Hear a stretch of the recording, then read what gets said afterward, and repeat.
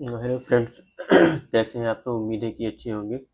तो हम यहाँ पर कम्युनिकेशन के पीवाईक्यूज़ कर रहे हैं जो यूसी नेट जेआरएफ के पेपर फर्स्ट में पूछे जाते हैं। तो जितने भी 2004 से लेकर के अब तक के हैं, 2025 तक के आने वाले ईयर्स के जितने भी क्वेश्चंस पूछे गए हैं कम्युनिकेशन की यूनिट से, हम वो सारे के सारे इस यूनिट में कवर कर रहे हैं। हम अपनी प्रीवियस वीडियो में 10 क्वेश्चंस कर चुके हैं इसके, तो आज देखते हैं 10 मोर क्वेश्चंस कौन कौन से हैं। 11 to 20 तक के देखेंगे कौन कौन से क्वेश्चन हैं। और बाकी जो हमारी रिसर्च एप्टीट्यूड वाली यूनिट है उसके भी पीवाईक्यूज हमने कर रखे हैं। कई सारे प्लेलिस्ट आप देख सकते हैं, टीचिंग एप्टीट्यूड की प्लेलिस्ट देख सकते हैं, और आप इसी तरीके से मैथमेटिकल रीजनिंग की भी मैथमेटिकल रीजनिंग की भी सीरीज देख सकते हैं। और कम्युनिकेशन की आगे आने वाले दिनों में हम बाकी जो यूनिट्स रह रही हैं उनके भी पीवाईक्यूज हम डाल देंगे। 10 क्वेश्चन करेंगे सिर्फ एक वीडियो में, और आप पूरी सीरीज उस तरीके से देख सकते हैं। तो देखते हैं आज का पहला क्वेश्चन क्या है। Recording a television program on a VCR is an example of. तो जो हम किसी टेलीविज़न प्रोग्राम को जब रिकॉर्ड करते हैं वीसीआर पर, तो वो किस चीज़ का एग्जांपल है? टाइम शिफ्टिंग का, कंटेंट रेफरेंस का, या मैकेनिकल क्लैरिटी का, या मीडिया सिंक्रोनाइजेशन का? तो इसको हम बोलते हैं टाइम शिफ्टिंग। तो हमारा जो राइट ऑप्शन हो जाएगा इसमें टाइम शिफ्टिंग हो जाएगा, बिकॉज वॉचिंग और listening to media at a time different from the original broadcast is known as time shifting. बाकी जो कंटेंट रेफरेंस और मैकेनिकल क्लैरिटी है या मीडिया सिंक्रोनाइजेशन है, मीडिया सिंक्रोनाइजेशन स्पेशली उसको बोलते हैं when we align multiple media streams simultaneously. तो इसका राइट आंसर जो होगा वो होगा आपका टाइम शिफ्टिंग। नेक्स्ट क्वेश्चन है, a dialogue between a human being and a computer program that occurs simultaneously in various forms is described as man machine speak, binary chat, digital talk, या interactivity. तो यहाँ पे हमें बताना है कि कौन सा ऑप्शन सही है। तो इसका राइट आंसर जो है वो इंटरैक्टिविटी है। हम इसे इंटरैक्टिविटी बोलते हैं because when a dialogue between a human being and a computer program occurs simultaneously and in multiple forms। For example अगर हम देख लें टेक्स्ट की फॉर्म में, या ऑडियो की फॉर्म में, या विजुअल्स या क्लिक्स अगर हम देखें, या रिस्पॉन्सेज में, तो इसको हम इंटरैक्टिविटी बोलते हैं कम्युनिकेशन या मीडिया की स्टडीज़ में। Which of the following statement is correct? हमें बताना है कि कौन सा स्टेटमेंट इसमें से करेक्ट है। तो इसमें देखें, अगर communicator should have fine senses, communicator should have tolerance power, communicator should be soft spoken, communicator should have good personality. देखिए 5 सेंसेस कई बार सभी के नहीं होते हैं 5 सेंसेस। जैसे किसी की आइज़ 5 सेंसेस में से एक है, तो अगर किसी की आइज़ प्रॉपर काम नहीं कर रही हैं तो क्या वो गुड कम्युनिकेटर नहीं होगा? वो हो सकता है। और communicator should have tolerance power, कई सारे कम्युनिकेटर होते हैं जिनके टॉलरेंस पावर नहीं होती है। तो इसमें जो राइट ऑप्शन है, सबसे करेक्ट ऑप्शन होगा communicator should have good personality. और communicator should be soft is partially correct but it not the mandatory, but the most right option in this is communicator should have good personality.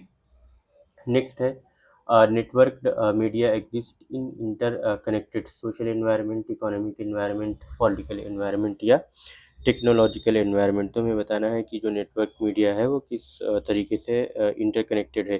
तो इसका जो हमें right answer है वो देखने को मिलेगा option D, that is technological environment.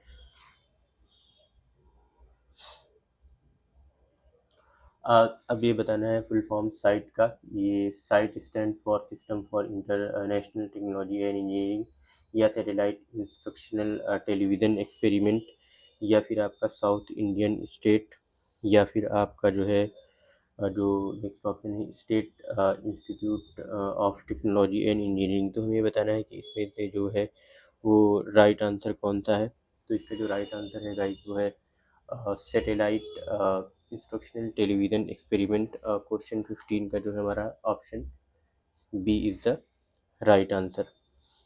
तो देखते हैं हमारा नेक्स्ट क्वेश्चन कौन सा है। The combination of computing, telecommunications and media in digital atmosphere is referred to as online communication, integrated media, digital combine, या कन्वर्जेंस। तो हमें बताना है कि इसमें जो ये जब हम कंबाइन करते हैं बहुत सारे कंप्यूटिंग, टेलीकम्युनिकेशन या मीडिया को डिजिटल एटमॉस्फेयर में, तो उसको क्या बोलते हैं? तो इसको बहुत सिंपल था इसका आंसर है, इसको हम कन्वर्जेंस बोलते हैं, क्योंकि जो कॉम्बिनेशन ऑफ कंप्यूटिंग, टेलीकम्युनिकेशंस और मीडिया होता है इन डिजिटल एनवायरनमेंट, ये कन्वर्ज होता है। कन्वर्जेंस की बेसिक मीनिंग यही होती है कि अलग अलग जो मीडिया चैनल्स हैं उनको हम एक प्लेटफॉर्म के ज़रिए इंटीग्रेट कर दें और मिला दें, तो उसको बोलेंगे कन्वर्जेंस। नेक्स्ट क्वेश्चन है, a good communicator is one who offers to his audience, क्या ऑफर करता है? Plentiful of information, statistics, a good amount of statistics, concise proof, repetition of facts. देखिए, plentiful of information statistics किसी भी book या किसी दूसरे source पे मिल जाएगी। ए गुड अमाउंट ऑफ स्टैटिस्टिक्स भी गूगल पे या किसी और भी प्लेटफॉर्म पे मिल जाएगी। रिपीटिशन ऑफ फैक्ट्स भी कई बार आपको देखने को मिल जाएगा दूसरे। लेकिन कंसाइज प्रूफ अगर एक कम्युनिकेटर दे पा रहा है किसी चीज़ का, तो सबसे बड़ी चीज़ है। The science of study of feedback systems in humans, animals and machines is known as, तो इसको the science of study of feedback systems in humans, machine और उसमें इसको हम क्या बोलते हैं, इसे क्या कहेंगे? तो इसको, इसका जो राइट आंसर है वो होगा साइबर नेटिक्स। क्वेश्चन 18 का एक, the largest number of newspapers in India is published from the state of Kerala, Maharashtra, West Bengal या उत्तर प्रदेश। तो हमें बताना है कि किस स्टेट थे जो है वो largest amount of newspapers release होते हैं। तो इसका राइट आंसर है Uttar Pradesh. The level 3 of units of communication is defined as channel noise, semantic noise, psychological noise या सोर्स नॉइज।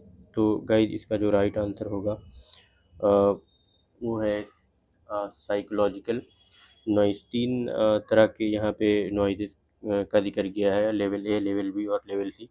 तो हम जानते हैं कि जो लेवल ए होता है, हमारा वो टेक्निकल एक्यूरेसी के लिए जाना जाता है, जिसको हम चैनल नॉइज़ बोलते हैं। और जो लेवल बी है वो इंटरप्रिटेशन के लिए होता है, या इसको हम बोलते हैं कई बार लेवल बी को, ये हो जाएगा हमारा चैनल नॉइज़ के लिए।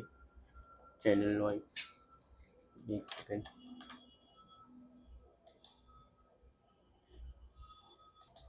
तो ये जो हमारा लेवल बी है ये यहाँ पर हो जाएगा सिमेंटिक नॉइज़ के लिए, सिमेंटिक नॉइज़ के लिए। और जो लेवल सी है आपका, वो आपका हो जाएगा फिजियोलॉजिकल, सॉरी, साइकोलॉजिकल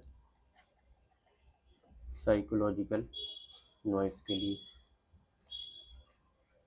तो इस तरीके से आपके राइट आंसर हो जाएंगे ऑप्शन, क्वेश्चन 20 का option C will be the right answer. तो thank you so much guys, मिलते हैं आपसे नेक्स्ट वीडियो में। तब तक के लिए लाइक करें, शेयर करें, सब्सक्राइब करें और कमेंट करके बताएं कि आपके कितने क्वेश्चन सही हो रहे हैं। कोशिश करें कि आपके कम से कम 8, 9 या 10 क्वेश्चन आउट ऑफ 10 सही हो। अगर किसी के भी 8 से कम सही हो रहे हैं तो वो अपनी तैयारी को और अच्छा करें और कोशिश करें कि प्रैक्टिस करता रहे। ऐसे ही मिलते हैं नेक्स्ट